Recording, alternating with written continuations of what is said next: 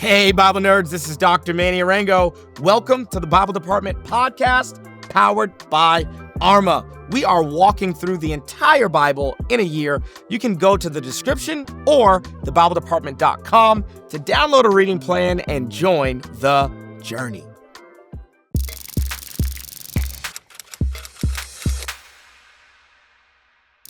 Family, welcome to day 192. We are in the book of Isaiah. And buckle up because we are in the book of Isaiah for 17 days. So at the end of today, it'll be one down, 16 days to go as we make our way through the book of Isaiah. Now, I say this most days, if you haven't done the reading yet, okay, if you have not read Isaiah chapter 1 and 2, you can stop the video, stop the audio, do the reading, okay? Everything that I say will make sense if you've done the reading. But if you haven't done the reading, then you have no context for the things that I'm really going to talk about. And so if you have done the reading, like always, I'm going to give you context clues so that you can really understand exactly what you're reading. I'm going to give you some nerdy nuggets, maybe some things that you didn't know that'll be helpful, that'll add essentially deeper context and deeper meaning. And then I'm going to leave you with a timeless truth. So let's dive in. Now, luckily, Isaiah tells us right out of the gate who he is, who he's talking to, and where he is and when. So we have all the context we need for the book of Isaiah. Chapter 1, verse 1 says this: the vision concerning Judah and Jerusalem. So right out of the gate, we know that Isaiah is not prophesying to the northern kingdom of Israel. He's prophesying to the southern kingdom of Judah.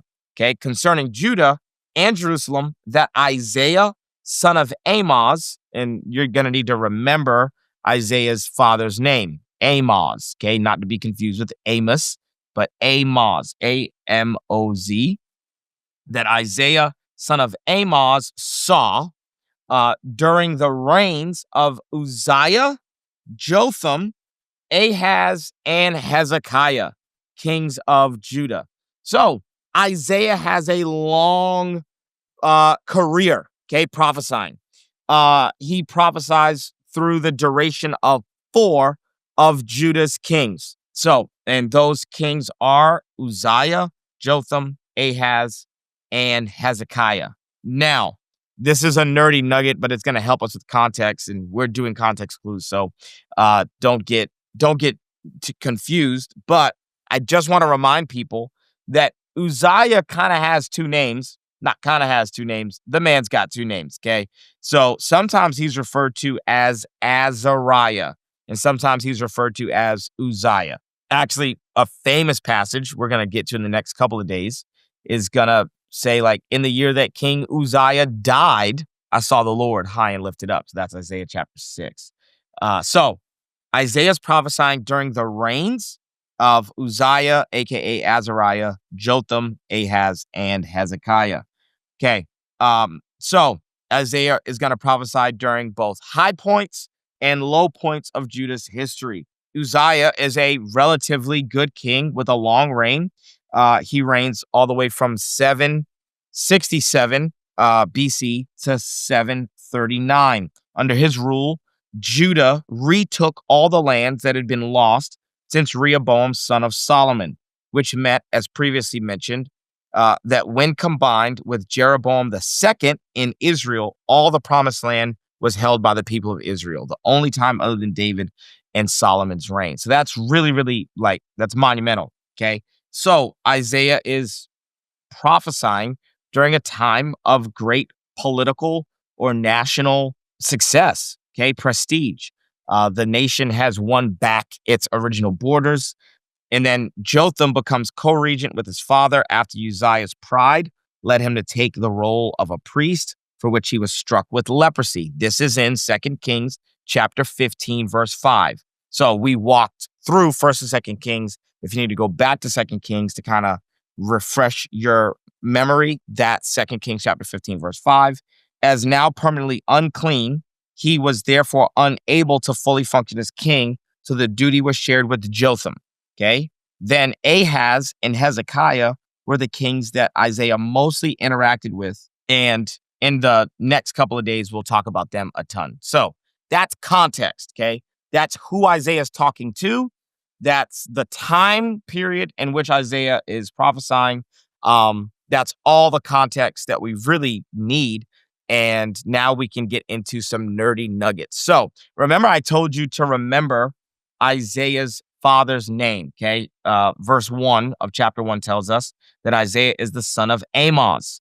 And so let's actually dig into who Amoz is. Now, there is a lot of evidence that actually Isaiah is a cousin to King Uzziah and was a member of the royal family. This is huge, and this might actually explain the access that Isaiah has appearing to kings. He's openly walking up and talking to both Ahaz and Hezekiah and encouraging or confronting them. It certainly means that Isaiah is functioning as a court prophet. Remember way back when, I'm pretty sure we were kind of studying the book of Micah, and Micah is kind of like a field prophet. Like Micah's a shepherd. And so Micah's not prophesying in any royal court. He's just kind of like out in the field, just like prophesying. Well, Isaiah is a court prophet, and it would seem as if him and King Uzziah are actually related. Now, this brings a lot of context to Isaiah chapter 6, that in the year that King Uzziah dies, Isaiah gets a revelation of God, Yahweh on his throne. First, that just means when an earthly king dies, it's when God finally allows Isaiah to see that although there's a vacancy in the seat on earth, there's no vacancy in the throne of heaven. Okay. And I could preach that right now. Like, that's most of us. It takes some earthly thing being vacant for you to see that God was more than enough all along.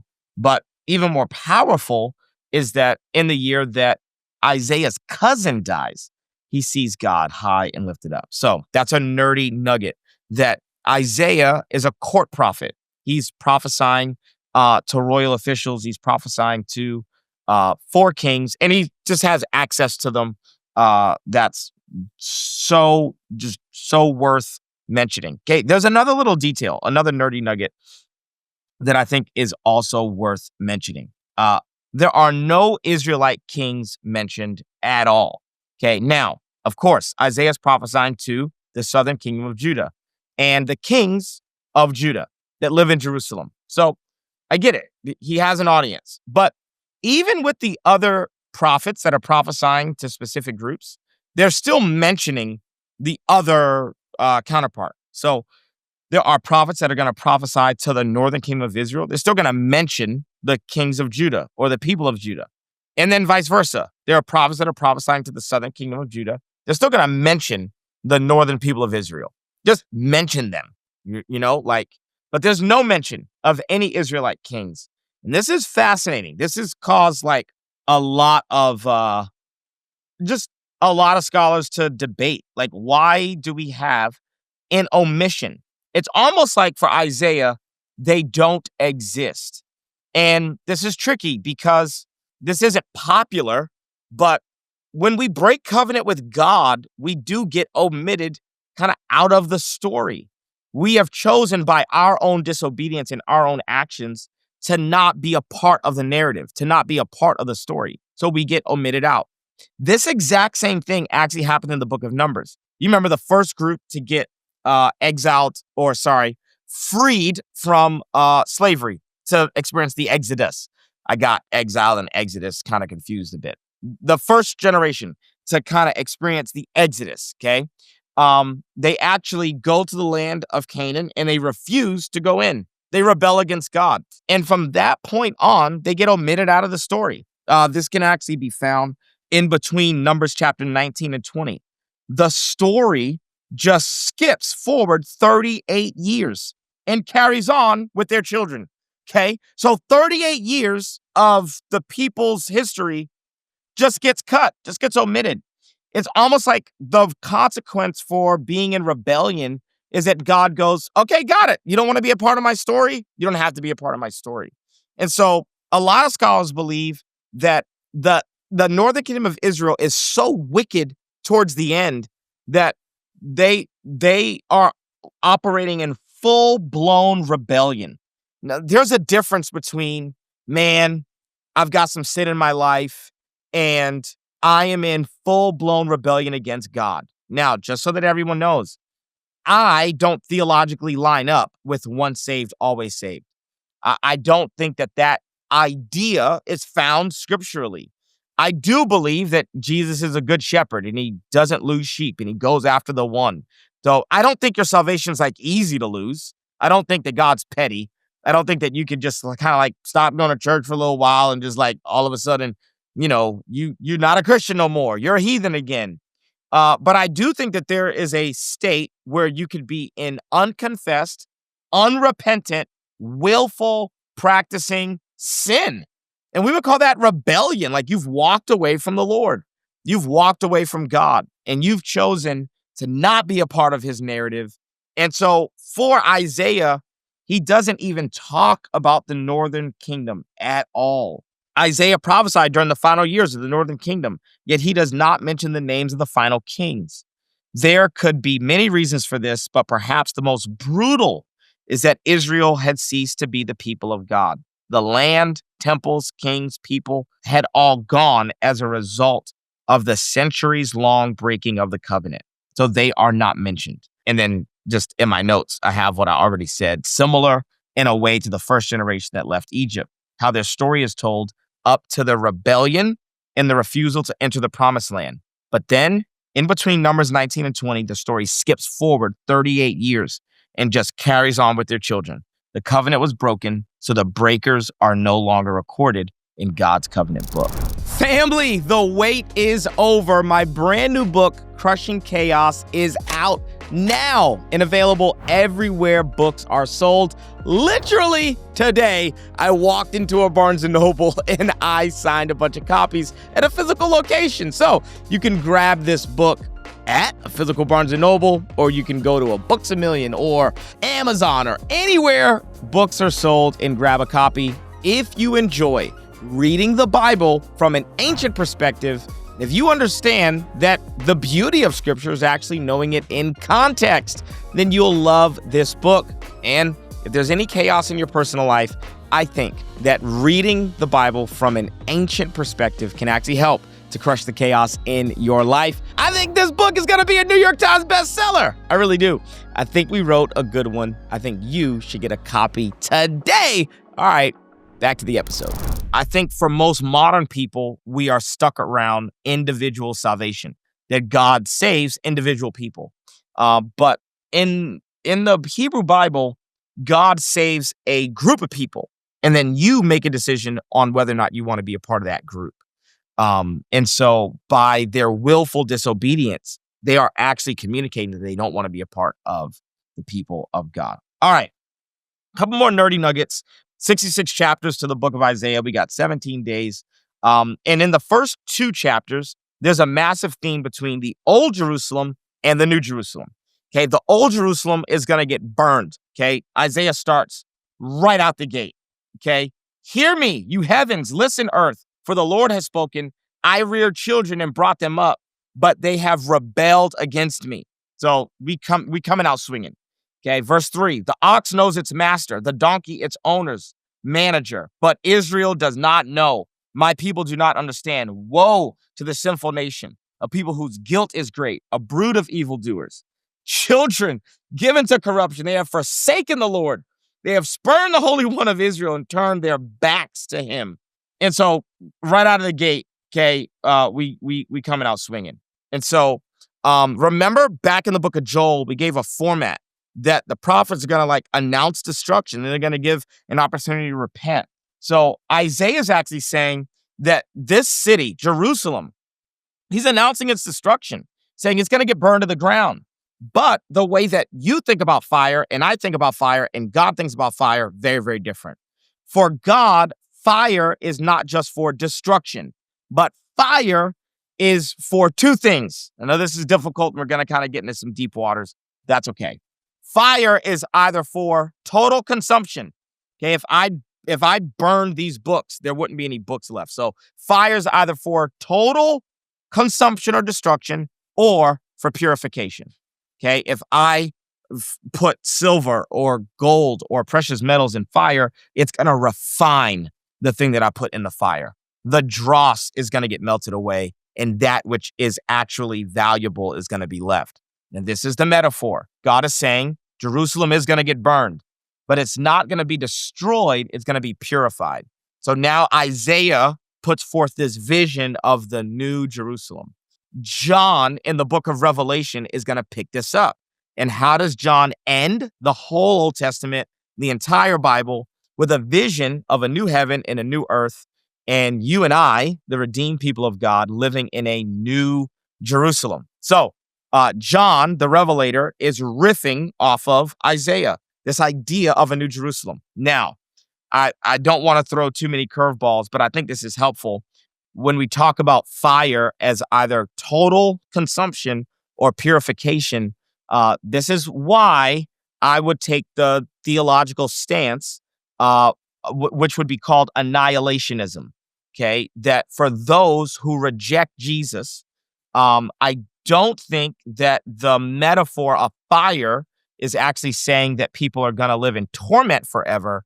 I would actually take the theological stance that fire means that God is going to consume people wholly.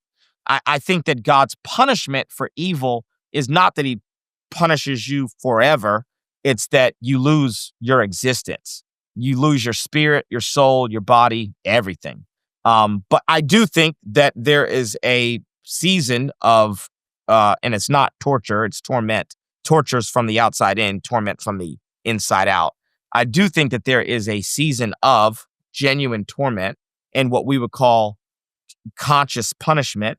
But then I think that you cease to exist. I think that God's ultimate punishment for those who reject him is that you cease to be, that you are no longer a person.